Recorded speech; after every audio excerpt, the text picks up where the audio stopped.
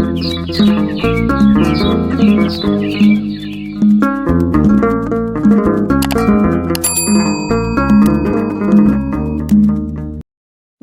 share, and subscribe to grow our community.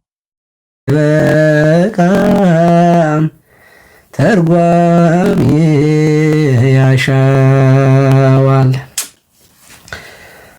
አምላካችን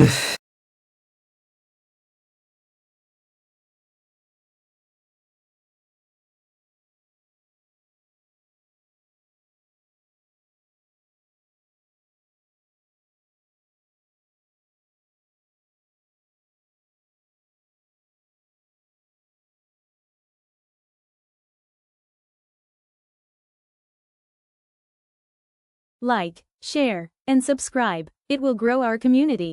በተን አንደበት እርሱ አምላካችን እግዚአብሔር የተስተካከለ ያድርግልን።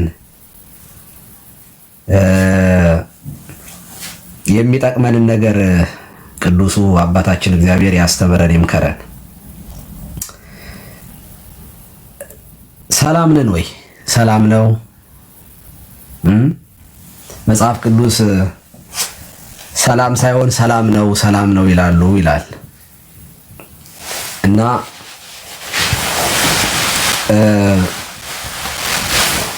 የታመምን ይመስለኛል። እኔ አሁን ሰላም ጨለምተኛነት ተሰምቶኝ ይሆን ወደ ባሻነት ተሰምቶኝ ይሆን አላቅም። ኢትዮጵያ ያላችሁ ሰዎች እንኳን ሰላም ነው ምን ተፈጠረ ትላላችሁ። አንዳንድ ጊዜ ስንደውልላችሁ እንደው ዝም ብላችሁ እኮ ነው የምትጮሁት። ሰላም እኮ ነው። አረ ምንም ነገር የለም ምንም እኮ ነገር የለም። ዝም ብላችሁ ነው የምትጮሁት። ሰላም ነው ትሉናላችሁ እና ሰላም ነው ወይ? ሰላም ምንድን ነው የሚለውን መጠየቅ እፈልጋለሁ። ሰላም ነው ወይ? 1 ሚሊዮኖች ሞተው 1 ሚሊዮን ህዝብ ቀብረን ምን ተፈጥሮ ነው አሁን እንደዚህ የምትጮሁት? ሰላም ነው ትሉን ይሆን? የምትሉን ስላላችሁ ነው። ክርስቲያኖች እየታረዱ ነው። የት እንደወደቁ የሚያቸው ሰው የለም። ጠፋችሁ የሚላቸው የለም። ግን ሰላም ነው እኮ ምንድነው ዝም ብላችሁ የምትጮሁት ትሉን አላችሁ አንዳንዶቻችሁ። እና ደግሞ በጣም የሚገርመኝ ነገር በዚሁ ላይ ደግሞ በቃ ስብከቱ ራሱ በጣም ገራሚ ነው። የዘንድሮ ስብከት በቃ ምንም አልተፈጠረም። በቃ ምንም ነገር የለም።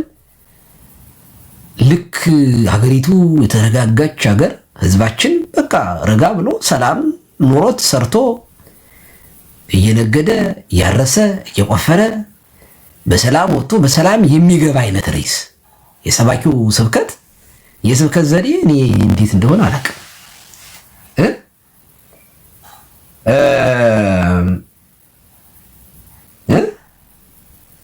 የስብከት ዘዴ እንዴት እንደምንማር እኔ አላውቅም። በቅኔ ቤት ቅኔ ዕለቱን በተመለከተ ነው ቅኔ የሚቀኘው አንድ ሰው። ለምሳሌ ዛሬ በኢትዮጵያ ስንት ቀን ነው? 9 ነው አይደለ? ቶማስ ታስቦ ይውላል። ሐዋርያው ቅዱስ ቶማስ። በቃ የዛሬው ቅኔ በሙሉ ስለ ቶማስ ነው። ሌላ ተደራቢ በዓላት ይኖራል። ስንክሳሩን እናያለን። ከዚያ እዚያ ላይ ያለውን ነው ዛሬ የቆጠርነው ቅኔ። ዛሬ ካልነገርነው ነገ ከነጋ ነገ መስቀል ስለሆነ ስለ መስቀል ነው ቅኔው። በቃ ከሰራ በታምር የዛሬውን ቅኔ ለነገ ወይም በሌሊቱ ደል ልንነግር እንችላለን። ፀሐይ ወገግ ሳይል ይገርማል። እና ስብከት እንደዚህ ነው። በነገራችን ላይ ስብከት ዘመኑን ማየት ነው። ሁኔታውን አይቶ ዘመኑን አይቶ ዘመኑን ዋጅቶ ማስተማር ማለት ነው ስብከት። በነገራችን ላይ ሸር አድርጉት፣ ይጠቅማቸዋል። ይሄ ከሚያደነዝ ስብከት ሰላም ነው ተኙ ሞልቷል። እንደዚህ ያለ ሰባኪ ስለሞላችሁ አንዳንዴ ደግሞ እንደኛ ያለ ጨዋሂ ቄስ ይኖራችሁ አትጥሉት። እውነቴን ነው። አሁንማ መሳቀቅ ጀምሬያለሁ። እንደ ደፈር ብዬ እንደዚህ ሳስተምር በቃ እንግዲህ ይሄ ጨዋሂ ቄስ በግድ የለም። ብዙ በከተማው አስደናቂ ሰባኪዎች አሏችሁ። በቃ ሰላም ነው የሚሉ ምንም ነገር እኮ የለም የሚሏችሁ አሉላችሁ። አንዳንድ እብድ ደግሞ ይኖራችሁ። አንዳንድ እብድ ሲኖር ቅር አይበላችሁ። አንዳንድ በቃ ረጋ ያሉ በቃ ረጋ የማይጋገሩ ብታጠፉ ዝም ምንም የማይሉ አሉ። ዝም ሁሉን ነገር በቃ ዝም የሚሉ ካህናቶች አሏችሁ። በጣም ጥሩ በጣም ጥሩ። አንዳንድ ደግሞ እብድ ደግሞ ሲኖር ተከተሉ። እውነቴን ነው። አንዳንድ እብድ ሲኖር በቃ ጉዱ ካሳን ሁሌ እነ ቄስ ሞገሴ ምናምን አትጠብቁ። እነ ቄስ ሞገሴ በነፊት አውራሪ ፊት በእውነቱ ድሃን እግዚአብሔር ድሃ አድርጎ የፈጠረው ለነፊት አውራሪ ሊገዛ ነው። ጥንቱን እግዚአብሔር ድሃን ሲፈጥረው እነ ፊት አውራሪን ለማገልገል ነው። ህዝቡ ደግሞ ተበደልን ሲል እግዚአብሔር እንደዚህ ያለውን መዓትና መከራ የሚያመጣው እንደ ፊት አውራሪ ያሉ ደግ መሪ አልታዘዝ ሲል ነው የሁሉ ቅጣት የመጣበት። ፊት አውራሪ ሺህ ዓመት ይገዙ ይላል ቄስ ሞገሴ። ጉዱ ካሳ ይመጣና በቅኔ ይቀኛል። እና አንዳንዴ እነ ጉዱ ካሳ እውነቱን የሚገልጠው ግን ጉዱ ካሳ ነው። ቄስ ሞገሴ ፊት አውራሪን ሲያሞጋግስ ኑሮ የባሌ ሮቤ እና የጎጃም ፒዛንት ተነስተው ንጉሱን ነቀነቁት። አመፁ ተቀጣጠለ። ጃንሆይ አንዴ ይፈረጥጣሉ እንግሊዝ፣ አንድ ጊዜ ደግሞ መከራ ሆነ።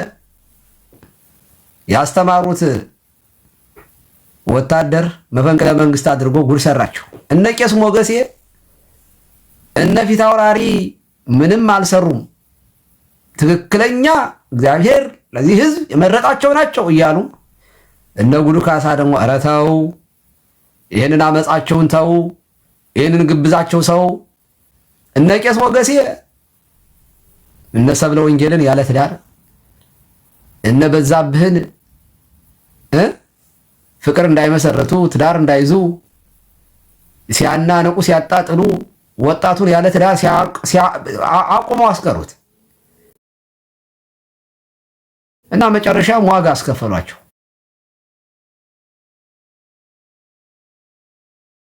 አፍቃሪዎችን ገደል ከትቷል።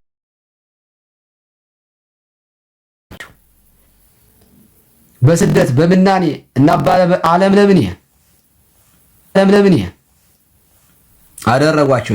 የነገስታቱን የመኳንንቱን ልጆች ስደተኛ ያደረጓቸው። የነፊት አውራሪ ልጆች ስደተኛ ሆኑ። ፍቅር ፍለጋ፣ ፍቅርን መሻት።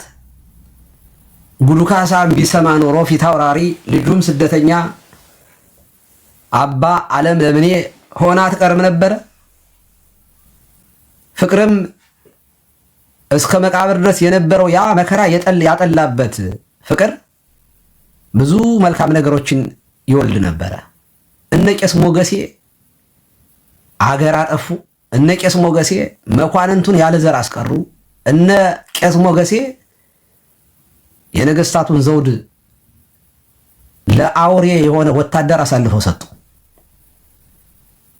አዎ የነ ጉዱ ካሳ ምክር ቢሰማ ኖሮ ሀገር ይተርፍ ነበር። ነገስታቱ ያው ሞአንበሳ ዘእምነገደ ይሁዳ ስዩመ እግዚአብሔር እያሉ ይቀጥሉ ነበር።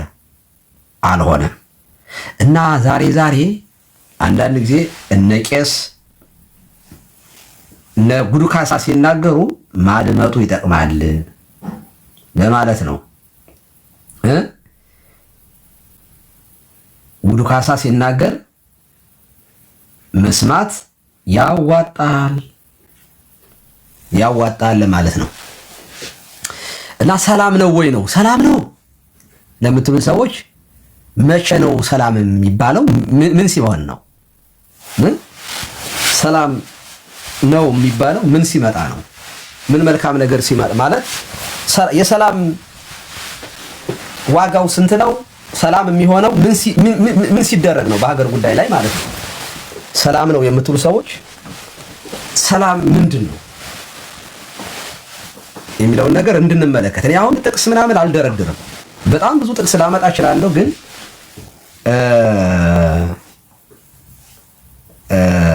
ነገር ግን አገሬ ላይ ያለውን ሁኔታ ማሳየት ነው የምፈልገው። ሰላም ከራቀን እነሆ ቢያንስ በዚህ መንግስት ያለውን 8 ዓመት ሆነን ሰላም የለም፣ እረፍት የለም። ነጋዴው መነገድ አቁሟል። ገበሬው ማረስ አቁሟል። ወጣቱ ትውልድ ጫካ ገብቷል። የተረፈውም ተቅበዝብዟል። ምንድን ነው የሚሻለው? ሰላም ነው። አንደኛ ሰላም ነው ወይ? ከታች ያላችሁ ሰዎች ሰላም ነው ካላችሁ ሰላም ነው እያላችሁ ጻፉ። ሰላም ነው ብላችሁ የምታምኑ ሰዎች ሰላም ነው፣ ምንም ችግር የለም። አለበለዚያ መድኃኒታችንን ማለት በሽታችንን ካላወቅነው መድኃኒቱን ማዘዝ ይከብዳል።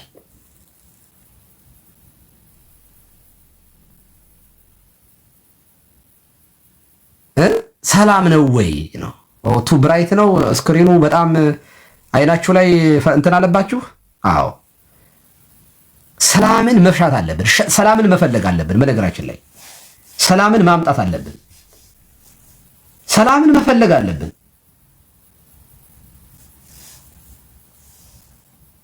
ሰላምን መፈለግ አለብን። የጠፋውን ሰላማችንን መመለስ አለብን።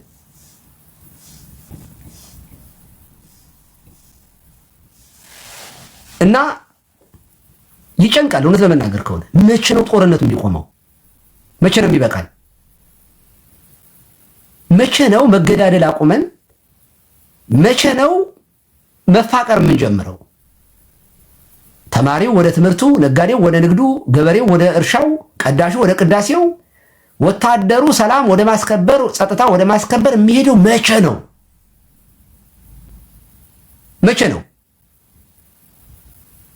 በዚህ እንደዚሁ ነው የምንቀጥለው?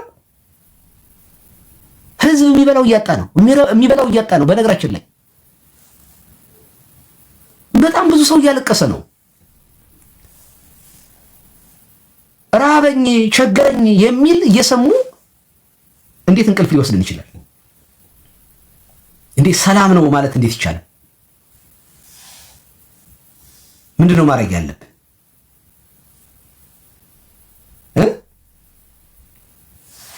ምንድነው ማድረግ ያለብን? ምንድነው መፍትያችን?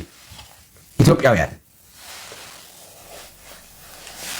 እንዴት ነው ሰላምን መሻት ያለብን ነው።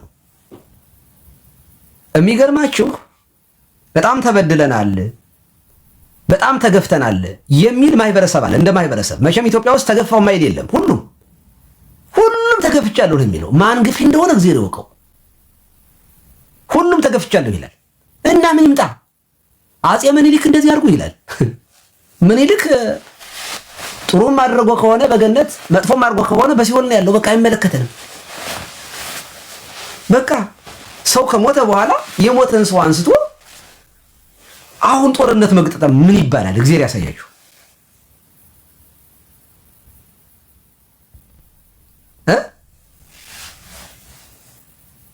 ምኒልክ የለም ዛሬ፣ ግን በምኒልክ ጉዳይ ሰው ይጣላል። አፄ ኃይለ ሥላሴ ዛሬ የለም፣ ግን በአፄ ኃይለ ሥላሴ ምክንያት ትውልዱ ይገድላል። እኔ ቋንቋ የሚባለው ነገር ዳቦ የማያበላ ቋንቋ ማለት ነው። ሰው በቋንቋ እንዴት ይጣላል? በሀገሩ ቋንቋ ትውልዱ እየተጣላ ግን እንግሊዘኛ ለመማር የማንጥረው ጥረት የማንችለው ሁሉ እኮ ነው። እንግሊዘኛ የምናወራ የማንችለውን አዋቂ ለመምሰል እንግሊዘኛ አዋቂ ለመምሰል የምናደርገው ጥረታችን ስንመለከት ግን የሀገራችን ቋንቋ ያጋድለናል። አማርኛ በጣም የሚጠላ አለ። ኦሮምኛን የሚጠላ ኦሮምኛ ሲሰማ የሚደነግጣል። አማርኛን ሲያይ አሳዶ የሚገል አለ። ትግረኛ ሲሰማ የሆነ አስደንጋጭ ነገር እንደሚያያል። እንግሊዘኛስ እንግሊዘኛማ በቃ ቆንጆ የአዋቂነት መለኪያ የሊቅነት መለኪያ።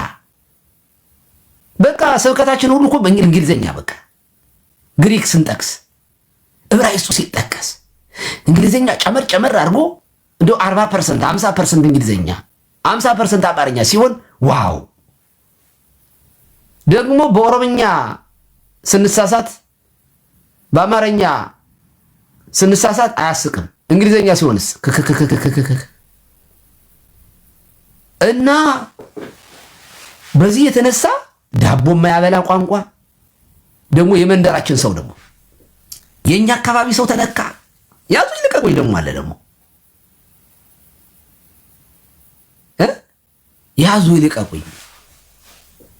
እና ይሄ ዳቦ የማያበላ ችግር መቼ ነው ሰላማችንን የሚመልስልን ነው? ጦርነት የሚጠፋው መቼ ነው? የድሮን ድምፅ የማንሰማበት የሚጠፋው መቼ ነው? ሰላም ነው ወይ? ሰላም አይደለም ካል ሰላምን እንዴት ነው ማምጣት ያለብን? ሰላም ከእግዚአብሔር ዝም ብሎ የሚወርድ ነገር ነው?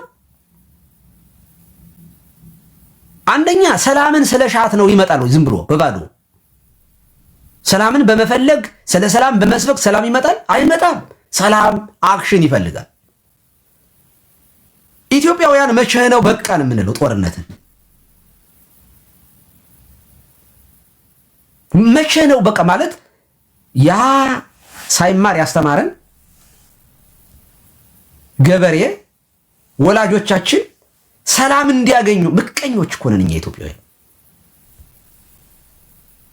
ለቤተሰቦቻችን ሰላምን የማንፈልግ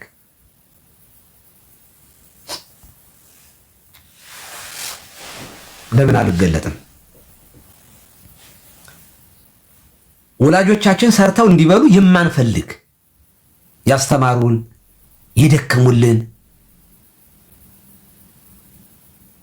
ለነሱ ማሰብ የማንችል ልብ አድርጉ አስተማሩን። በእኔ እድሜ ነው አብዛኛው ወጣት የተማረው። እኔ 84 ዓመተ ምህረት ይመስለኛል 84 ወር 85 ኢህአዴግ 83 እንደገባ በአመቱ ተማሪ በተለይ እያንዳንዱ ገበሬ አንዳንድ ልጅ እንዲያስተምር መመሪያ ወጥቶ ነበር። አባቴ ገጠር ሊቀመንበር ነበረ፣ የቀበሌ ሊቀመንበር ማለት ነው። እና ከቤታችን ውስጥ እኔ ነኝ ትምህርት ቤት የተላኩት። 5ኛ ልጅ ነኝ ከቤቱ።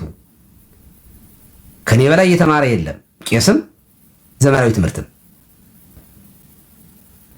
በደርግ ጊዜ አንድ ጊዜ 2 ጊዜ የሄዱ ሰዎች ብቻ ናቸው ያሉት፣ 2 ቀን 3 ቀን። እና አባቴ ከራሱ መጀመር ስላለበት እኔ ትምህርት ቤት ገባሁ አይደል? ገባሁኝና ከዛ ወጣቱ እንዳለ ተገባ። 3ኛ ክፍል አቋርጬ ነው ወደ ቄስ ትምህርት ቤት የገባሁት።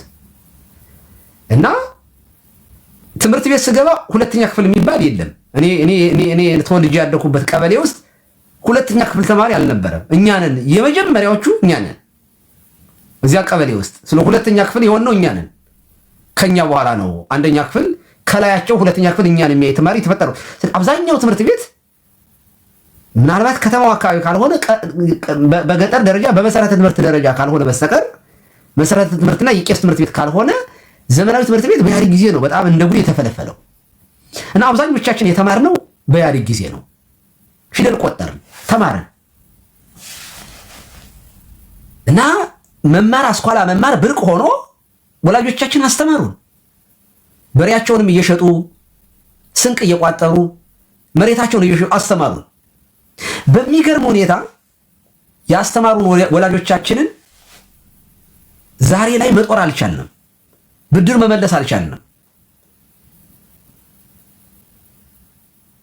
መልስ ብድራቸውን የከፈልናቸው በጦርነት ነው። በእኔ ዕድሜ ያሉ ወጣቶች ስልጣን ይዘዋል። ስልጣን ይዘው መንግስት ሆነው ያ ያስተማራቸውን ህዝብ ሰላም እየነሱት ነው። የእውነት እንደዚህ የሚያም ነገር የለም፣ የሚያሳዝን ነገር የለም። ክርስቲያኖች እኔ ገጠር ያለው ገበሬውንና 80% የገጠር ህዝብ ነው ኢትዮጵያውያን። ነጋዴውን ስትመለከቱ በጣም ያሳዝናቸዋል። እንዴት ክፉዎች እንደሆነ መድኃኒዓለም በሚያውቀው እንዴት ጨካኞች እንደሆነ ሲሆን ብድር መመለስ ነበረብን። የእውነት ወላጁን የማይወድ ትውልድ እንዴት ተፈጠረ? ለገበሬው ሰላም መስጠት እንዴት ያቅተናል? ቢያንስ እውነቴን ነው ቢያንስ እንደው በሬው የተሸጠበትን አባታችንን ቢያንስ የወር ደሞዛችንን ልከን በሬ በገዛንለት ቢያንስ ሰርቶ እንዳይበላ ማዳበሪያ እንንሳው። በክላሽ በድሮን ገበሬውን እንካሰው። እኔ በጣም ይሄ ያመኛል። በጣም ጨካኞች ነን ሲበዛ። በጣም ጨካኞች ወንበር ላይ የተቀመጡ ባለስልጣናት በጣም ክፎች ናቸው። ክፎች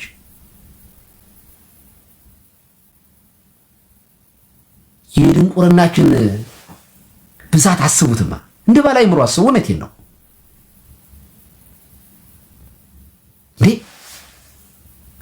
እኔ እዚህ ወንበር ላይ ለመቀመጥ ስልጣን ላይ ለመቀመጥ ብዬ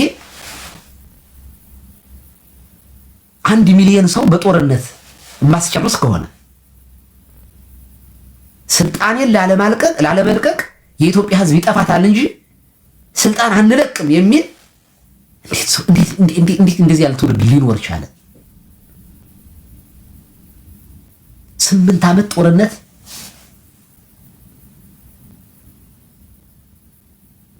8 ዓመት ጦርነት እንዴት እንደማይሰለችን እኮ ነው የሚገባኝ። እንዴት አይሰለችንም ጦርነት? ግን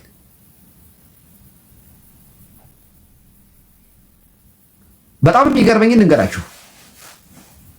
እኔ በጣም የሚገርመኝ የባለስልጣናቱ ጨካኝነት ብቻ አይደለም፣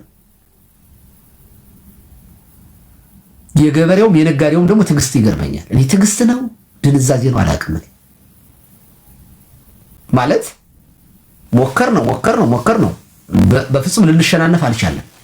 እኛ ኢትዮጵያውያን ጎበዝ አይደለን በጦር ማንም። እኔ አሁን ከጠላት ጋር እኮ ከሌላ ዓለም ጋር ብንገጥም ኑሮ እስካሁን ዓለሙን ተቆጣጥረዋል። ከሌላው ዓለም ጋር ጦርነት ብናደርግ ኑሮ እስካሁን አፍሪካን በሙሉ ቀኝ ገዝታናት ነበር። እውነት መናገር ከኬንያ ጋር ከሱዳን ጋር ከሌላውም ከየመንም ጋር ምናምን ከሊቢያም ጋር ጦርነት ብናደርግ እስካሁን አፍሪካን በሙሉ ጠቅለለን ገዝተነው ነበር በጦርነት። ምክንያቱም እንደኛ ጦርነት የሚችል ያለ አይመስለኝም። ጦርነት እንደኛ መሸከም የሚችል እኔ ሞት እንደኛ ረካሽ የሆነበት ህዝብ ያለ አይመስለኝም። ስለዚህ ላለመሞት ሌላው ከዚህ ቀደም ሌላው አገር ተገዝቶ የለ እነ ሱዳን እነ ግብጽ ተገዝተዋል እኮ በባርነት። ይሄን ሁሉ ጦርነት ከምናደርግ ብለው እኮ ነው። እኛ ኢትዮጵያውያን ደግሞ በፍጹም ስለማንሸነፍ አሸነፍን አድዋ ላይ። ችግሩ አድዋ ላይ ያመጣነውን የጦርነት ጉልበት ለኛ እርስ በርሳችን ስናደርገው ማንን ያሸንፍ? ማን ይሸነፍ? ኦሮሞ ይሸነፍ? አማራ ይሸነፍ? ትግራይ ይሸነፍ? ጉራጌው ይሸነፍ? ኧረ ነቅነቅ አንድ ነን በጦርነት በቃ ጀግኖች ነን። ስለዚህ ማን ይሸነፍ? በፍጹም እስከምናልቅ ድረስ 2 ሚዳቋዎች ገጥመው ነብር እየሮጠ ይመጣል እና መቼም ሚዳቋን አይበላትም። የጥቅም ጉዳይ ሊሆን ይችላል እንደዚህ የሚያዋጋቸው። ከዛ በተረፈ ሚዳቋን እንደማይበላ ታውቃላችሁ። ሚዳቋ ስጋ በላ እንስሳ አይደለም፣ ሳር ነው የሚበላው። በሳር ነው ሊጣሉ የሚችሉት ሚዳቋዎች። ስለዚህ ለሚዳቋ ህልውናውን አያጠፋውም። ነብርና ይሄ አንበሳ ከመጣ ግን ሰባብሮ ነው የሚበላቸው። ስጋ በላ አውሬ ከመጣ ግን የሁለቱ ሚዳቋዎች መጣላት አመች ነገር ነው።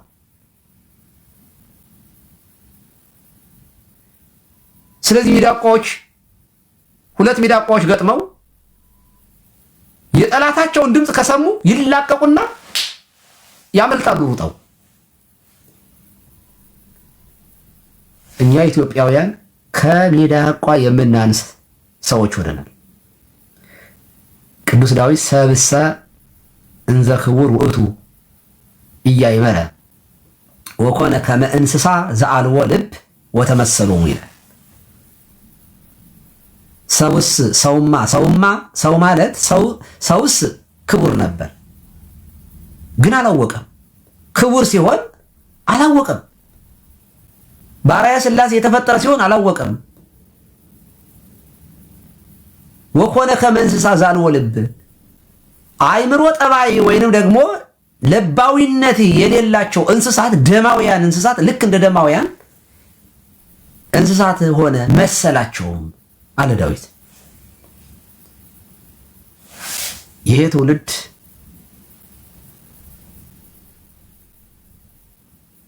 እንስሳት የማያረጉትን እያደረገ ነው።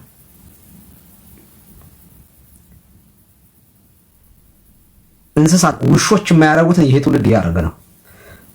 እንስሳት ተቃራኒ ጾታቸውን ፈልገው ሴክሹዋል ሪሌሽንሺፕ ያደርጋሉ። ወንዱ በሬ ላሟን ነው የሚያጠቃት። ፍየል ወንዱ ፍየል ሴቷን ፍየል፣ ወንዱ በግ ሴቷን በግ፣ ወንዱ ውሻ ሴቷን ውሻ ይፈልጋታል ለግንኙነት። ወንድ በሬ ወንድ ላይ አይወጣም። አህያ ያረግም፣ ፈረስ በቅሎ አያደርግም። ይሄንን ተመልከቱ። እንስሳት ተፈጥሯቸውን ጠብቀው እየሄዱ ነው። ወንዱ ላይ አይወጣም። እንስሳት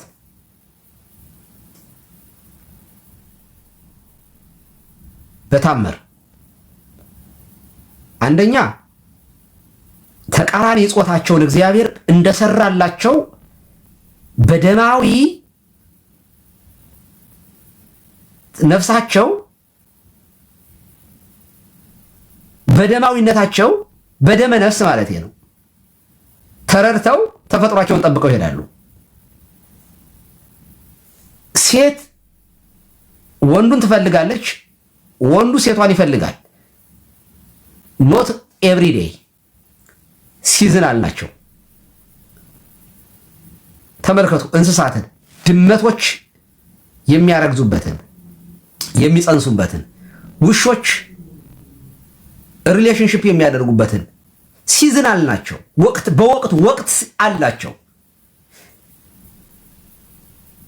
ከብቶቹ እንስሳት ላይ ሲወጡ፣ ላሞች ላይ ሲወጡ፣ ጊደሮች ላይ ሲወጡ ዝም ብለው አይደለም። መጀመሪያ ያዩዋቸዋል። የከበደች ላም ወይንም ደግሞ በማይጸኗ ውስጥ በጽንሷ በሆዷ የከበደች ነው የሚባለው፣ መክበር ነው የሚባለው ለላም። ከብዳ ከሆነ በሬ ዝም ብሎ አይወጣባትም። መጀመሪያ ያያታል፣ ያሸታታል። እና በተፈጥሮ ሲያሸታት ውስጧ ባዶ መሆኑን ይረዳል። በአፍንጫው በደንብ አድርጎ በደንብ ያውቃታል። በጣም የሚገርም ነገር እኔ በድፍረት ነው የማስተምረው። እና በሬ ወይም ፍየል ወይም በግ ልክ ሲመጣ መጀመሪያ ሲያዩ ሴቶቹ ሽንታቸውን ነው የሚሸኑት። እና ሽንታቸውን ያሸቱ፣ እኔ እረኛ ስላደኩኝ ያሸቱና በውስጣቸው ጽንስ መኖሩና አለመኖሩን ቼክ ያደርጋሉ። ፍሪ መሆናቸውን ካወቁ ብቻ ዘለው ይወጡባቸዋል። ከዛ በተረፈ ግን ያሸቱና ዞር ይላሉ። የእውነቴን ነው። ይሄንን የሚያደርጉት ደግሞ ሲዝን ጠብቀው ነው። የሰው ልጅ ግን ከእንስሳ አንሶ ዓመቱን ሙሉ ሴክስ ያደርጋል። ይሄ ብቻ አይደለም። ወንድ ለወንድ ወንዱ ወንዱን ሴቷ ሴቷን ትፈልጋታለች። ዓለም ከተፈጠረ ጀምሮ እንስሳት ተፈጥሯቸውን ጠብቀው እየሄዱ ነው። ፀሐይ በምስራቅ ትወጣለች፣ በምዕራብ ትገባለች። ተፈጥሯቸውን ጠብቀው እየሄዱ ነው። መዋረ ፀሐይ፣ መዋረ አውራህ፣ ከዋክብት ተፈጥሯቸውን ጠብቀው እየሄዱ ነው። ዝንፍ የለም። ሰማይ ባለበት ጸንቷል፣ ምድርም እንደዚሁ። ይህን ሁሉ ፍጥረት እንዲገዛ የተፈጠረው የሰው ልጅ ግን ለዘላለም ሕያው ይህንን ሰማይና ምድሩ በሰማይና በምድር የሚኖረው ሌላው ሁሉ ፍጥረት ማለት ከመላእክት በስተቀር ሁሉ በታላቅ ትኩሳት ሲቀልጥ የሰው ልጅ ብቻ ዘላለማዊ ሆኖ ይኖራል። ምድርን እንዲያበጃጃት የተፈጠረ የሰው ልጅ ግን ከእንስሳት አንሶ ሰዶማዊ ሆነ። ደግሞ እኮ የሚገርማችሁ ሰዶማዊ መሆኑ ብቻ አይደለም፣ ተጽፏል ሰዶምና ገሞራ እንደጠፉ እግዚአብሔር በዚህ እንዴት እንደተቆጣ እግዚአብሔር አሁንም በቁጣው ደግሞ የሚያስመርር ትውልድ። ይሄ አንደኛው ከእንስሳ የምናንስበት ነው። ከእንስሳ በእጅጉ እናንሳለን። የእውነቴን ነው። ደግሞ ክርስቲያን ደግሞ በተለይ ክርስቶስ የሞተለት ሲሆን ደግሞ ይለያል። ደግሞ ዋጋችን ውድ ነው እና እንስሳት ጠላታቸው ሲመጣ ሰብሰብ ብለው ይከላከላሉ። እኛ ኢትዮጵያውያን ወደ ራሳችን እንምጣ። 8 ዓመት ተዋግተናል። ዛሬም ለሰላም መሰባሰብ አልቻለም። ምን ሆነን ነው ብለን እስካሁን ድረስ አልነቃንም እንዴ? አይበቃንም እንዴ? ኦኬ 1 ቀን 2 ቀን 1 ዓመት 2 ዓመት 3 ዓመት እንዋጋ። አይበቃንም እንዴ? ምን ሆነን ነው ግን እንዴ? በምድርም ስደተኛ፣ በምድርም ድሃ፣ የሀገር መናጤ ድሃ፣ በነፍስም በስጋም ድሃ፣ በሰማይም ድሃ። ይህ እኮ እርግማን እኮ ነው። ይህ እርግማን ነው። እንግዲህ እኛ ኢትዮጵያውያንን እግዚአብሔር ተጣልቶናል። ይህንን ማወቅ አለብን። የሰላም ጉዳይ የመጀመሪያውን አይቼዋለሁ። በቃ የለም ሰላም የለም። ግን አንዳንዶቹ ሰላም ነው ይላሉ። አሁንም ዝም ብላችሁ ነው የምትጮው ይሉናል። ሪሊ ሰላም ነው? ዝም እንበል? ምንድን ነው ሰላም? ጦርነት ሰላም ነው እንዴ? ስደት ሰላም ነው እንዴ? ረሃብ ሰላም ነው እንዴ? አንድ እንጀራ ስንት ነው የምትገዙ? አዲስ አበባ ውስጥ ያላችሁ ሰዎች ቤት ኪራይ ስንት ነው? ደሞዛችሁ ስንት ነው? ስንት ሰው ነው ሰራተኛው? እና ይሄ ሁሉ ባለበት ሁኔታ ነው ሰላም ነው የምትሉት? የህሊናም ሰላም የነፍስም የስጋም ሰላም እኮ የለንም። እና እኛ ኢትዮጵያውያንን ወደ ሁለተኛው እግዚአብሔር ለምን ዝም ይላል ነው። የሁሉ ጦርነት ካለ የሁሉ መከራ ካለ ለምን እግዚአብሔር ዝም አለ?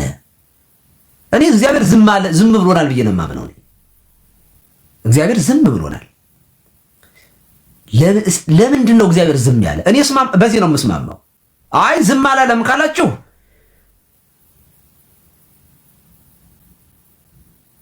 ምንድን ነው መስፈርቱ? ጸሎታችንን እየተሰማ ነው ብላችሁ ታምናላችሁ? ኦኬ ጸሎታችን እየተሰማ ነው ብላችሁ ካመናችሁ የምትጸልዩት ስለ ጦርነት ነው ማለት ነው። እኔ ጸሎታችን እየተሰማ ነው ብዬ አላምንም። ምክንያቱም እኔ የምለምነው ስለ ሰላም ነው። እኔ የምለምነው ስለ ፍቅር ነው፣ ስለ አንድነት ነው። ኢትዮጵያውያን አንድ እንዲሆኑ ነው የኔ ምኞት፣ እሱ ነው። እኔ የምጸልየው እንደዚያ ነው። ቅዳሴው እንደዚያ ነው። ማህሌቱ ስለ ሰላም ነው፣ ስለ ሀገር ነው፣ ስለ መንግስት ነው፣ ስለ ሰራዊት ነው፣ ስለ መኳንንቱ ነው፣ ስለ ካህናቱ ነው፣ በዓለም ላይ ስላለ ሁሉ ነው ቅዳሴያችን። እና እግዚአብሔር ሰምቶናል? ኖ። በምንድን ነው የምናውቀው? በውጤቱ ነዋ። እግዚአብሔር ዝም ማለቱን በምን እናውቃለን? ስለ ሰላም ለምነን ሰላም የለንም፣ ስለዚህ መልስ አላገኘንም ማለት ነው።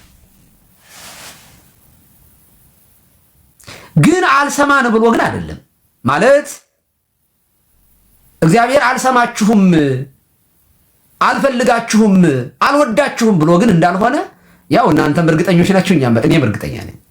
እኛ ጋር ችግር አለ። የጸሎታችን አቀራረብ ጤነኛ አይደለም። ስለዚህ እግዚአብሔር ዝም ብሎናል።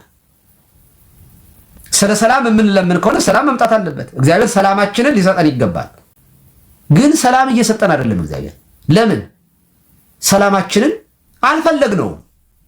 በእጃችን ነው ሰላማችን። መታረቅ እንችላለን እኮ። እንስሳት ደማውያን ይታረቁ የለ በራሳቸው ጊዜ።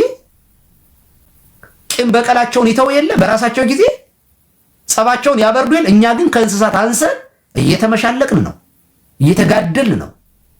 ስለዚህ ሰላማችን በእጃችን ነው። የከንፈራችንን መስዋዕት እየበላን ነው። የእጃችንን የጦርነት ፍሬ እየበላን ነው። ክፋታችንን እየተመገብን ነው። ስለዚህ እግዚአብሔር ንጹሕ ልብ ይፈልጋል። ከዘረኝነት የጸዳ፣ ከዝሙት የጸዳ፣ ከክፋት የጸዳ፣ ለሃይማኖት የታዘዘ ልብ ይፈልጋል እግዚአብሔር። ምክንያቱም መጽሐፍ እንደሚል ይርቅ እግዚአብሔር እምኃጥአን ወይሰምዕ ጸሎተ ጻድቃን። እግዚአብሔር ከኃጥአን ይርቃል፣ የጻድቃንን ጸሎት ግን ይሰማል። ታስታውሳላችሁ የፈሪሳውያን ጸሎትና የቀራጩን? ፈሪሳዊው ምንም አልጎደለብኝም ብሎ ያምን ነበር። ትዝ ያለው በቤተ መቅደስ ሄዶ በየሳምንቱ የሚጾመው የሚጸልየው ጸሎትና ጾም ነበር።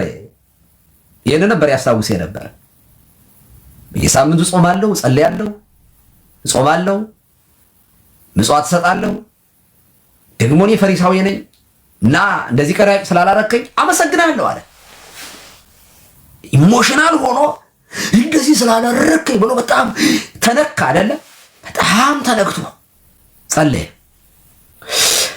ፎይ አለ፣ በቃ ተደሰተ። በቀራጩ ቀራጭነት ተመጻደቀ። እንደዚህ ምናምንቴ ስላላደረከኝ አለ። ቀራጩ ደግሞ ደረቱን እየደቃ ቀና ብዬ ማየት አልችልም፣ ኃጢአተኛ ነኝ፣ በደለኛ ነኝ አለ። እውነት እላችኋለሁ ከዚህኛው ይልቅ ይሄ ጸድቆ ተመለሰ። የቀራጭ ጸሎት የፈሪሳዊ ጸሎት እየጸለይን ልብ አድርጉ። በጣም ግብዞች መሆናችንን ልንገራችሁ። እኔ ሪያሊቲውን ነው መናገር የምፈልገው። እንኳን አይደለም ሳልገረፍ ሳልገደድ እንኳን አይደለም እውነቱን በመናገሬ ሰማዕትነት በማልቀበልበት በነፃነት ዘመን ላይ ሆኜ ይቅርና ዋጋ እንኳን የሚያስከፍለኝ ከሆነ እውነቱን እናገራለሁ የቻልኩትን ያክል። በጣም ግብዞች ነን። ህዝብ እያለቀ ነው፣ እኛ ግን ነው የምንለው። እስኪ ትጸልያላችሁ እዚህ ውስጥ ያላችሁት ስለ አርሲ ክርስቲያኖች ምን ያክል ንስሐ ገብተናል? በትግራይ በህወሓትና በመከላከያ በነበረው ጦርነት ጊዜ አንዳንዶቻችን ደጋፊ፣ አንዳንዶቻችን ብቻ የሆነ ነገር በማድረጋችን ሚሊዮኖች አልቀዋል። ምን ያህሎቻችን ንስሐ ገብተናል? በዚያ ጉዳይ ላይ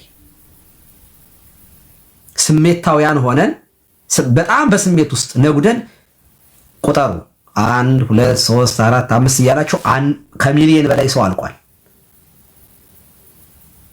በሌላ አነጋገር 10 ዓመት ሰብከን የማናገኘው ኦርቶዶክሳዊ ሞተዋል።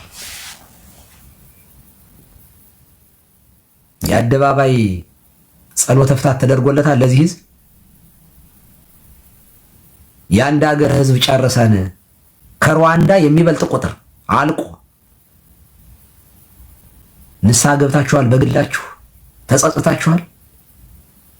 እና እግዚአብሔር እንዴት ይሰማል ነው? ቂም በቀል የያዘ ልብ እግዚአብሔር አያየውም፣ አይቀበለውም። የድንጋይ ልብ እስካለ ድረስ፣ የጠነከረ የክፋት ልብ እስካለ ድረስ እግዚአብሔር ከኃጢአተኞች ይርቃል ማለት የክፎችንን የግብዞችን ጸሎት አይሰማም። እግዚአብሔር የተዋረደውንና የትሑቱን ልብ ነው የሚቀበለው። ንስሐ አልገባንም። በኢትዮ ኤርትራ ጊዜ ጦርነት ጊዜ ከጦርነቱ በኋላ በኢትዮጵያ በአጠቃላይ አዋጅ ታውጆ በአደባባይ ልቅሶ ተለቅሷል። እኔ አስታውሳለሁ ሕፃን ልጅ ሁኜ በዚያን ጊዜ ዝክር ይዤ ሄጃለሁ እና በየሀገሩ በአደባባይ ህዝቡ ግልብጥ ብሎ ወጥቶ ማለት ነው ጸሎተ ፍታት ተደርጓል። ድንኳን ተደኩኗል። ከበሮ ጸናጽል ወጥቷል። ህዝብ አልቅሷል። ሙሾ አውርዷል። ህዝቡ በራሱ ባህል ሐዘኑን ተወጥቷል። እኛ ካህናቱ ደግሞ ጸሎተ ፍታት፣ ሁሉም ካህን ፈቷል። ያን ጊዜ ስንት ሚሊዮን ነው ያለ? እንትን ስንት ሺህ ሰው ህዝብ ነው ያለቀ? 70 ሺህ 60 ሺህ ስንት ሰው ነው ያለቀ? በኤርትራ በኩል ያለውን ሳንቆጥር ማለት ነው። እንደ ክርስቲያን በዚያም በኩል ያለውን ከቆጠር ነው ብዙ ሰው፣ ግን የአሁኑ ይበልጣል። ግን እንደ ሀገር ብሔራዊ ሀዘን እንኳን አላዘንም። ጭራሽ እንኳን ልናዝንና ላለፈው ልንጸጸት ይቅርና አሁንም ጦርነት ላይ ነው ያለነው። እንደዚህ ሆነን ብንጸልይ እግዚአብሔር መልስ ይሰጣል ወይ? በፍጹም። ስለዚህ እግዚአብሔር ምን ብሏል? ዝም ብሏል። መፍትሄው ወደ እግዚአብሔር መመለስ ነው። እግዚአብሔር እንዲሰማን ከፈለግን ቂምን በቀልን የምንጋደለው እኮ በነ የ100 ዓመት የ200 ዓመት የሆነ ታሪክ እያወራን ነው እኮ የምንጣለው። ምን ያደርግልናል? የጥላቻን ሐውልት ያርል የምንገነባው አንወሌ ሐውልት አንድ ተስፋዬ ገብረአብ የሚባል የሰይጣን ቁራጭ የሐሰት ትርክት ተርኮ የቡርቃ ዝምታ የሚባል መጽሐፍ ጻፈ። ትውልዱ ፊክሽን ሰምቶ አንወሌ የሚባል ሐውልት አቆሞ ለጥላቻ ሐውልት የሚሰግድ እና ያንን ልቦለድ የሐሰት ትርክት ይዞ ወንድሙን የሚገል ትውልድ ተፈጥሮ ይኸው የምታዩት ነው።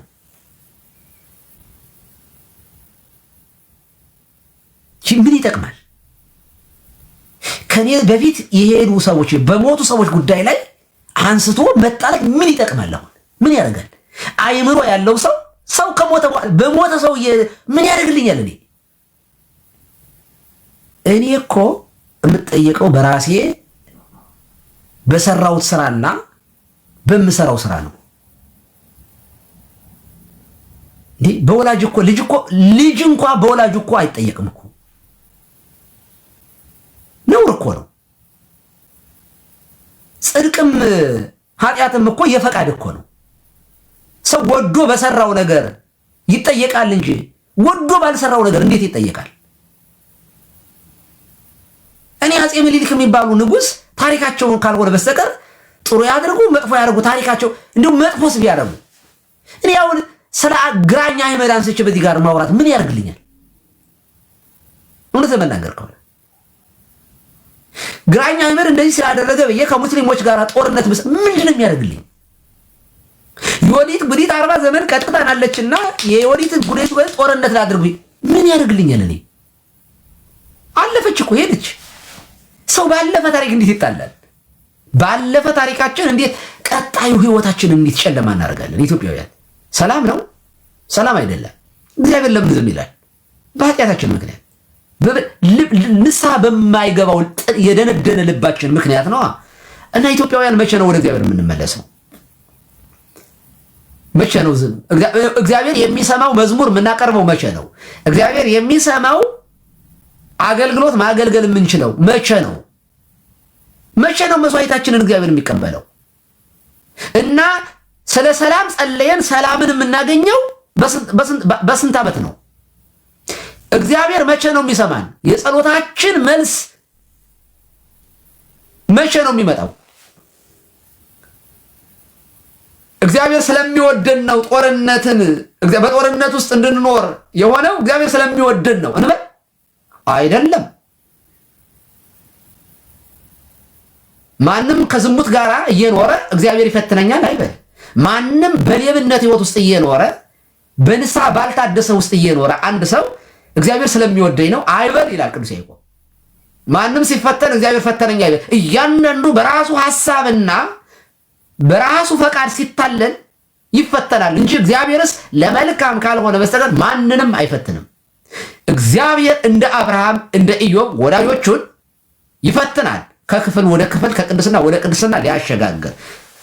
በራሳችን ምኞት በራሳችን ኃጢአት እየተሳብን እየተፈተንን እግዚአብሔር ፈተነን ኖ ራሳችንን የፈተን ነው እግዚአብሔር።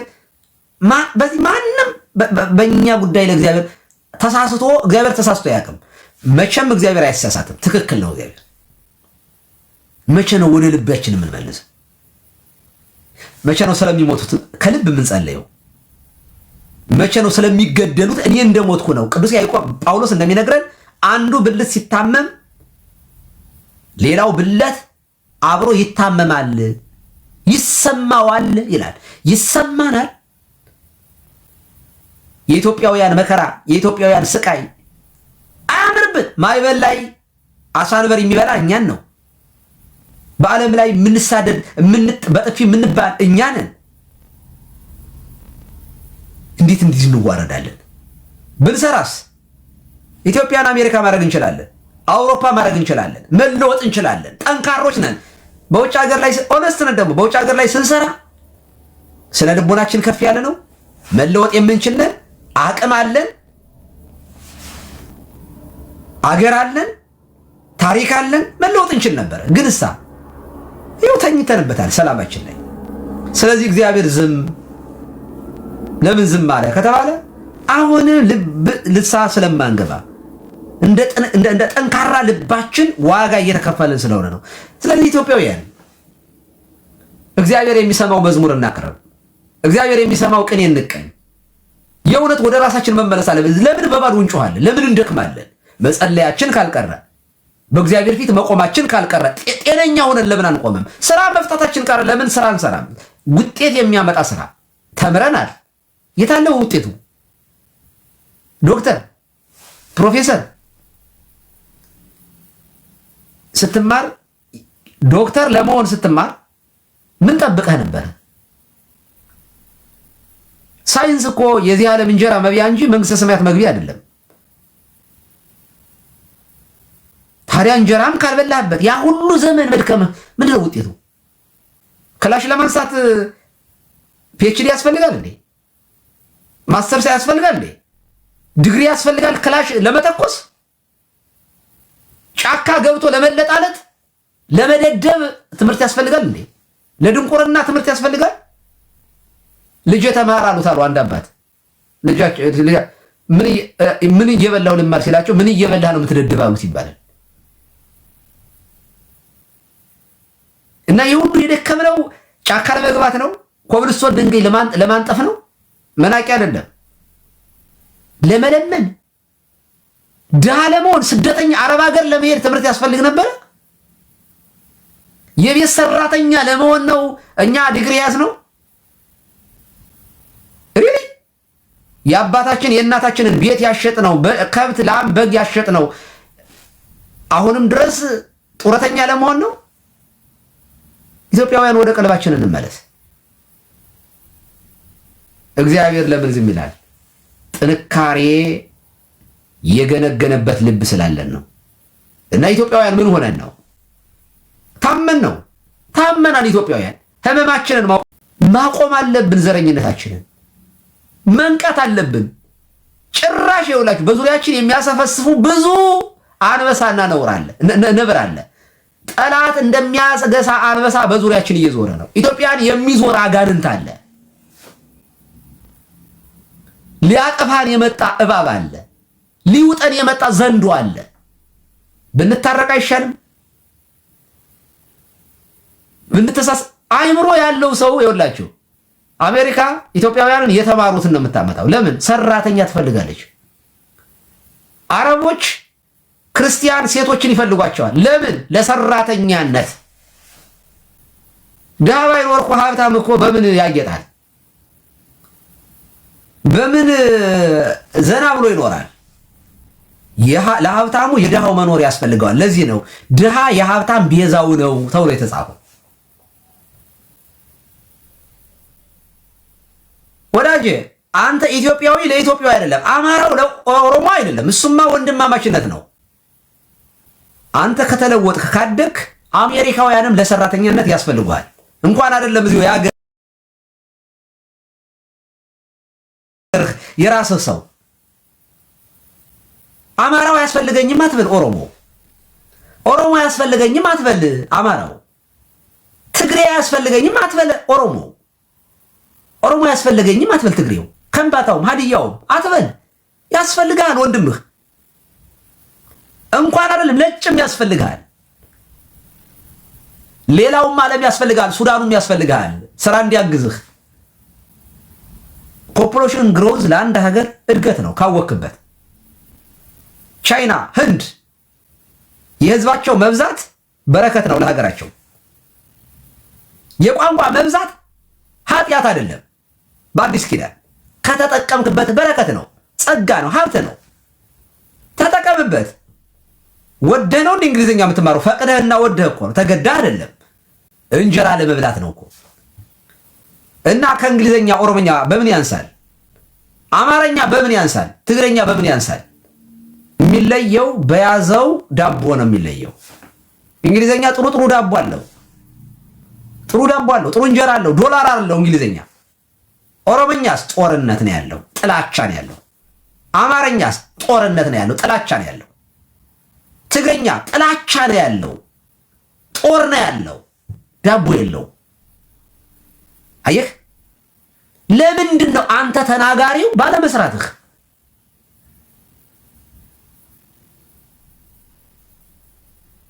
ለምንድን ነው እንግሊዝኛ በዓለም ላይ ተወዳጅ? ዶላሩ ነው እንጂ እኔ ይኸውልህ ይሄንን መጽሐፍ ስንት ፔጅ ነው? 307 ፔጅ ነው ይሄ መጽሐፍ። ይሄንን 307 ፔጅ መጽሐፍ በእንግሊዝኛ ብትጽፈው 600 ነው። አማርኛህ ሂሳብ ቆጣቢ ነው። ዲበኩሉ የሚለው ስም በእንግሊዝኛ ሲጻፍ 8 ፊደል ነው። በግዕዝ ሲጻፍስ 4 ነው። ከእንግሊዝኛ የተሻለ መግለጥ ይችላል ያንተ ቋንቋ። ግን እሳ እውር ነህ፣ አታስተውልም።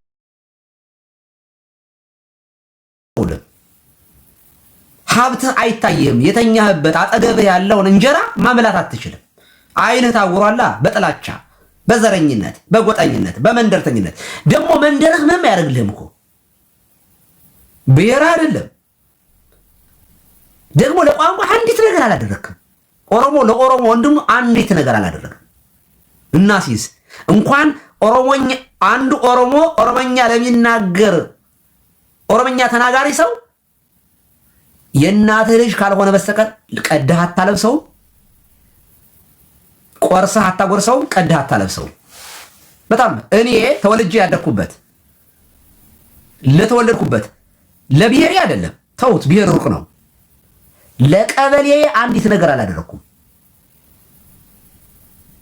ለቀበሌ ሰው ዶላር ልኬ አላውቅም። ለቀበሌ ሰው አይደለም ተወልጄ ላደግኩባት እዚያቸው አካባቢ አንዷ ደብር ውስጥ ላለው ለዚያ መሐራ ስበላ ዝክር እያመጣ ለመገበኝ ህዝብ ሁሉ አንዲት ነገር አድርጌለት አላውቅም። ምክንያቱም አቅም የለኝም። እንዴ ሲሞቱ ራሱ መሞታቸውን ያልሰማም። ለወንድሞቼም መድረስ አቅቶኛል፣ ለእናቴ ልጆችም መድረስ አቅቶኛል። እና አንድ ቀን ዶላር ልኬለት ለማላውቀው፣ አንድ ቀን የት ገባ ብሎ ጠይቆኝ ለማያውቅ ለቀበሌ ሰው እንኳን መሆን የማልችል ሰው በጭካኔ እኮ አይደለም፣ ጨክኜበት አይደለም፣ አቅሜ አይፈቅድም። ለቀበሌው ሰው በሙሉ ያ ለማውቀው ሰው በሙሉ $100 $200 እያልኩ መላክ እችላለሁ? አልችልም። እና ብር ማልክለት ብር የማይልክልኝ ሲሞት የማልቀብረው ሲሞት የማይቀብረኝ ከሆነ የኔ የቀበሌ ህዝብ እዛ ምስራቅ ምዕራብ ካለው ኢትዮጵያዊ በምንድን ነው የሚቀርበኝ? በምን ነው የሚቀርበኝ? የኔ ብሔር ተናጋሪ ለምለው ሰው አገሩን ራሱ አላውቀውም። ተወልጄ ያደኩበትን አካባቢውን እንኳን አላውቀውም። አያችሁ፣ የዘረኝነት ጥንብነት በማይጠቅመን ነገር እኮ ነው የሚያባላል። ኦሮሞኛ ሲናገር ስናይ የራሳችንን ውርር፣ አማርኛ የኛ ሰው ምን ያደርግልናል? ምን እናደርግለታለን? እስኪ ምን አደርግለት እናውቃለን? ቋንቋችን የሚቀብረን እኮ እዚህ ሀገር ያለ ሰው። እኔ አሁን ስሞት እዚህ ሀገር ያለ ኢትዮጵያዊ ነው የሚቀብረኝ። የቤተ ክርስቲያን ምዕመናን ናቸው የሚቀብሩኝ። ተወልጄ ያደኩበት እናት አባቶች እንኳን አይቀብሩኝ። ያንን ያክል ሩቅ ነን እኮ። ግን የምንጋደለው አንድ ለማናውቀው ህዝብ ነው። እንጀራ ለማያበላን ቋንቋ ሲሪየስሊ ኢትዮጵያውያን እንዲህ ማሰብ እንዴት ያቅተናል? በእውነት ለመናገር እንኳን ብሔራችንን ነው የምላችሁ የቀበሌያችንን ሰው አናውቀውም እኮ ግን ለማናውቀው ሰው እርስ በርሳችን እንጋደላለን። እና እግዚአብሔር በዚህ የማያዝንብን ይመስላችኋል? እንደዚህ አድርጌ 100% አዋቂ አድርጌ ሰውን ፈጥሬው እንዴት እንደዚህ ይወድቃል ብሎ የሚያዝንብን አይመስላችሁም?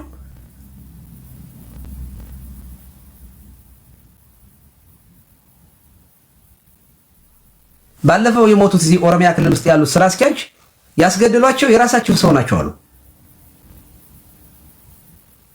የራሳቸው ኦሮምኛ ተናጋሪ። ልብ አድርጎ ኦሮሞ ህዝባችን የሚያስተምረው አቶ በቋንቋው እየጠፋ ነው፣ እምነቱን እየካደ ነው።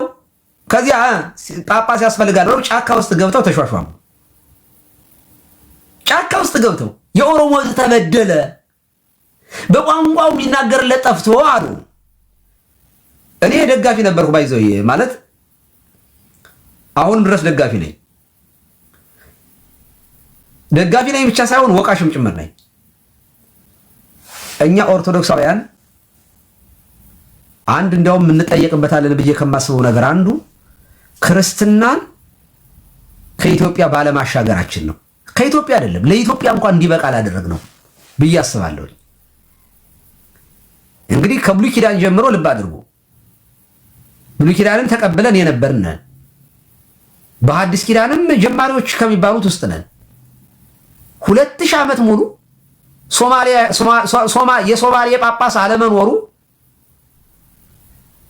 የአፋር ለነገሩ ጳጳስ እንኳን አጠቃላይ ለኢትዮጵያ በንጉሱ ጊዜ ነው የተጀመረው። በሶማሊኛ የሚቀድስ ቄስ ሶማሌ መነኩሴ፣ አፋር መነኩሴ አለመኖሩ ከዚያም በላይ ደግሞ ኦሮሞ በቂ የሆነ አገልጋይ የለኝም ማለቱ እንደ ኦርቶዶክሳውያን ልንጠየቅበት የሚገባ ነገር ነው ብዬ ነው የማምነው። እኔ ለምንድን ነው ከጎጃም ከጎንደር ወለጋ መርጌታ የሚሄደው? ለምንድን ነው የኦሮሞ መርጌታ የቅኔ መምህር ያቋቋም መምህር ልክ ሰሜን ላይ እንዳለው ለምንድን ነው ሌላው አካባቢ ለምንድን ነው ያልኖረው? ተሻግረን መስራት ባለመቻላችን ነው። በዚህ ልንወቀስ ነው የሚገባ እንጂ ልንሸለም አይገባንም። የእውነቴን ነው። እኔ እግዚአብሔር የሚሸልመን አይመስለኝም። ትክክል አይደለም። ክርስትናን እንዲዳረስ ለዓለም እንዲተርፍ ነው። ክርስትና ለዓለም ሁሉ የሚሰበክ ወንጌል ነው። ስለዚህ ለሀገራችን ክርስትናው ሀገራችን ላይ እንዲሰደድ በመሆኑ አንደኛው እኛ ነን ተጠያቂዎች። ማይኖሪቲ ለምን ሆንን? ስለዚህ እኔ በዚህ ዘመን ላይ በቋንቋው የሚሰብክ ሰባኪ ካገኘውኝ እኔ ሸላሚው ነኝ። በየትኛውም ብሔር ብሔረሰብ ቋንቋ የሚቀድስ ሰው፣ የሚሰብክ ሰው፣ የሚዘምር ሰው ከተገኘ እንዴ እኔ ሰሜኑ ላይ ከሚደረገው ነገር አፈርማቲቭ አክሽን መደረግ ያለበት ክርስትናው በሳሳበት አካባቢ ነው ብዬ አምናለሁ። ስለዚህ ኦሮምኛ ተናጋሪ፣ ሶማሊኛ ተናጋሪ፣ ጋምቤላኛ ተናጋሪ ጳጳስ፣ ዲያቆን፣ ቄስ ሊኖረን ይገባል። መርጌታ ሊኖረን ይገባል። ቅኔ ለመማር ጎጃም ድረስ የደቡብ ሰው መሄድ የለበትም። አዲስ አበባ ላይ ብዙ ሰራተኛ ከመቅጠር ይልቅ በየአካባቢው ላይ ቤተክርስቲያን መርጌታ ያቋቋም መምህር መቆጠር አለባቸው። እርስ በርሱ የሚጣላ አገልጋይ ለምን ኖረን? አስተዋዮች መሆን አለብን። ክርስትና የዓለም ቋንቋ ነው፣ የዓለም ሃይማኖት ነው። ክርስቶስ የሞተው ለዓለም ነው እና በጣም እደግፍ ነበረ። ከዚያ ለካ ሹመት ለመያዝ ነው እርስ በርሳቸው ይሄንን ሲጠቀሙበት የነበረው። በህዝቡ ላይ አያቸው ቁስል አለ። የህዝቡን ቁስል እየቆሰቆሱ ምንኩስና የሌላቸው ዱርዬዎች፣ ወሮ በላዎች፣ አላሁ ዋሂድ የሚል ማፊያ ሴት ባየበት በሙሉ በየሆቴሉ ሲወድቅ የሚያድር ዱርዬ ተሰብስቦ ጳጳስ ነኝ ብሎ ቁጭ አለ። በጣም በሚያሳዝን ሁኔታ ማለት ነው። ያው ጊዜ አባቶቻችን ብለው ህዝቡንም ጥቁርም አስለብሰው ምን ብለው ቀኖና ቤተክርስቲያን አስከበሩ። መንግስት ቤተክርስቲያን ስር እንዲንበረከክ አደረጉ። ክብር ይገባቸዋል ለነዚህ አባቶቻችን። ታዲያ ኦሮሚያ ክልል ውስጥ የሞተው እኒህ በጣም የሚያምሩ ወጣት በእድሜ እኔ ሳልበልጣቸው ቀራሉ። እኒህ ስራ አስኪያጅ ለኦሮሚያ ክልል ብርቅ ናቸው። ሰሜኑ ውስጥ አንድ ቄስ ቢሞት ብርቅ አይደለም። እውነት ለመናገር ሞልቶ አላ ካህን እንዲህ ያለ የተማረ ካህን ኦሮሚያ ክልል አንድ ካህን ሲሞት ግን እንዳጣን ነው እኛ የምንቆጥረው። ኦርቶዶክሳውያን ማን ገደለው? ራሱ ኦሮምኛ ተናጋሪው ያስገደለው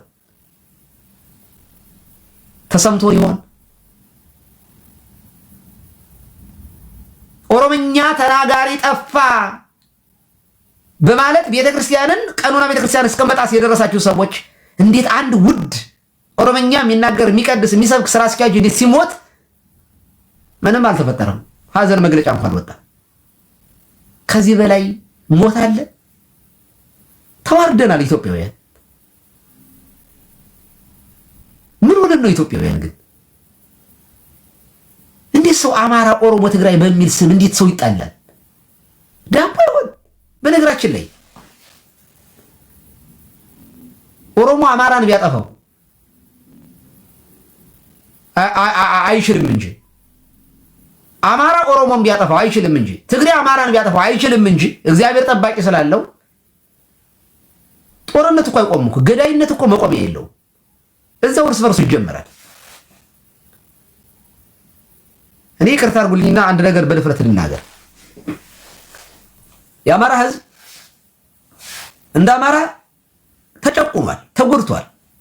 በአፄዎቹ ጊዜ በባዶ እግሩ ሲሄድ ነው የኖረው። ኦሮሚያ ክልል ላይ ረጅም ሱሪ የሚለብስ ቢያንስ ገበሬ ታያላችሁ። ወደ ጎጃም ወደ ጎንደር ስትሄዱ ግን ቄሱ ላይ እየተጣፈ ቁምጣ ለብሶ ነው የሚሄደው። በባዶ እግሩ ነው የሚሄደው ገበሬው። በነገስታቱ መከራውን ያየ አፄ ኃይለ ሥላሴ እንዲነሱ የጎጃም ፒዛንት ናቸው ሙቭመንት የፈጠሩት።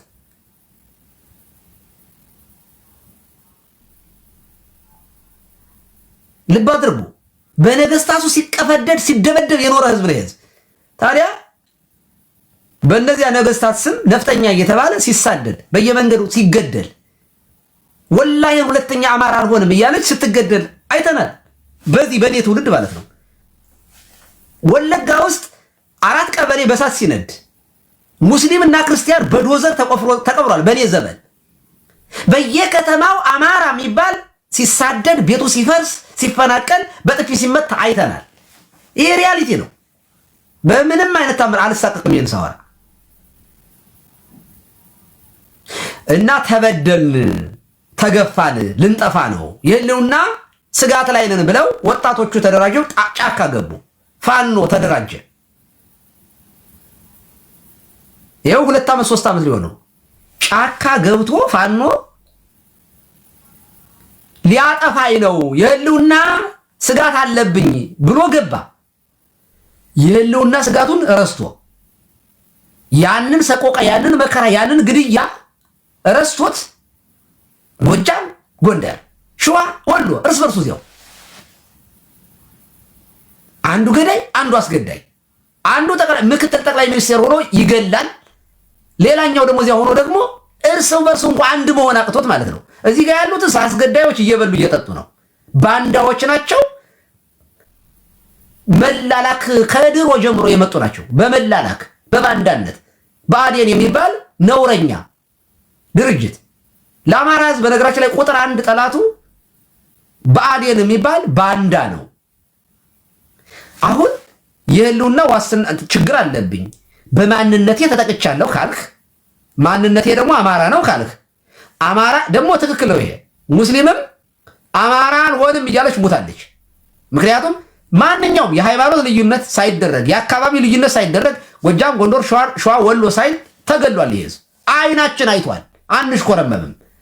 ታዲያ የህልውና ስጋት አለብኝ ካልክ ገዳይ ላይ ነው ማተኮር የነበረብህ? ጨፍጫፊ ላይ ነው ማተኮር የነበረብህ? ወይስ መንደር ለመንደር ነበር መርመጥመጥ የነበረብህ? ስለዚህ እግዚአብሔር አይረዳህም። ስትቀጣቀጥ እዚያ ጫካ ውስጥ ትቀራታለህ ሽፍታ ሆነህ እንጂ የቀበሌ መንደር ሊቀመንበር ለመሆን ስልጣን ለመያዝ የበላይ ለመሆን እርስ በርስ እዛም በሰፈርህ በመንደርህ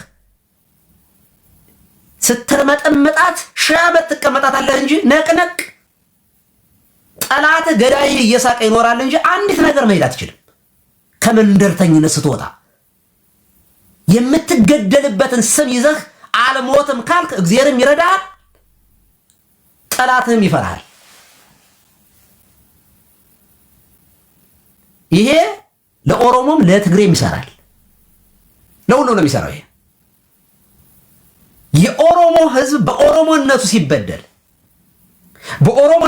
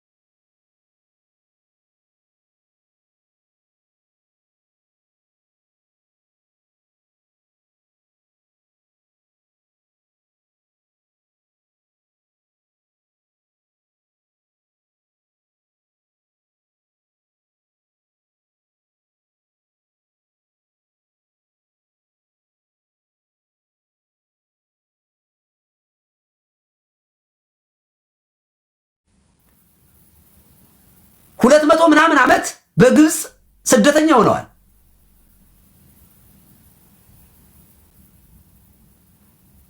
በተለያየ ጊዜ ሲቀጠቀጥ የኖረ ነው። አጥንቱን ሰብሰብ ያደርግና ከኢትዮጵያም ከዚያም ይሰበስብና አንድ ጭብጥ ማትሞላ እስራኤል የምትባል ሀገር ዓለምን የምታንቀጠቀጥ እግዚአብሔር አንተ አልፈጠርከውም።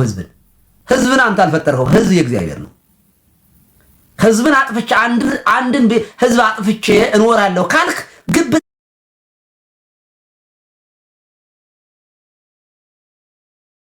ደንቆሮ ነህ። አይምሮ ጠባይ ተወስዶብሃል። ደንዝዛል። ፓጋንነት ነው።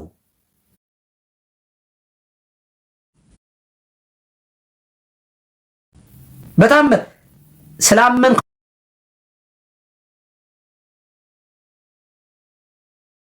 እና ስላላመንከው እንኳን እግዚአብሔር በመግቦቱ በጠብቆቱ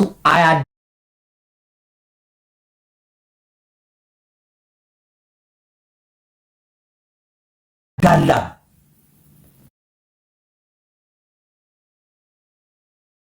ፀሐይን ያወጣል፣ ዝናብን ያዘንባል። እንደዚያ ነው።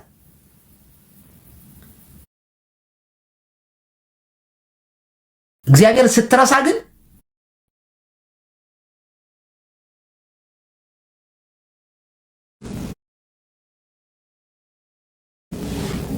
እግዚአብሔር እንደሰው አይወጋም።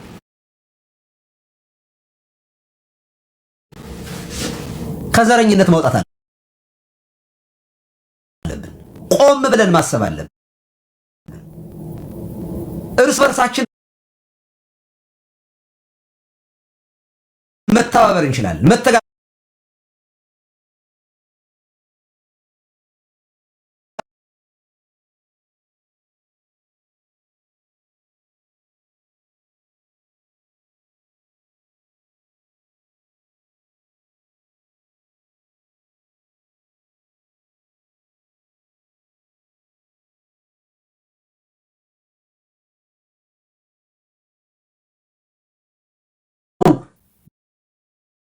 በዘረኝነት እየተዋጉ መኖር የሚቻለው በሚገርማችሁ ሁኔታ በየትኛውም ዓለም ዘረኝነት ጥንብ ነው። ሩዋንዳውያን ሁለቱ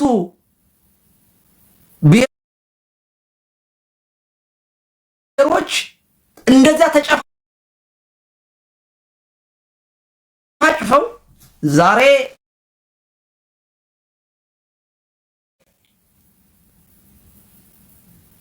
አንዱ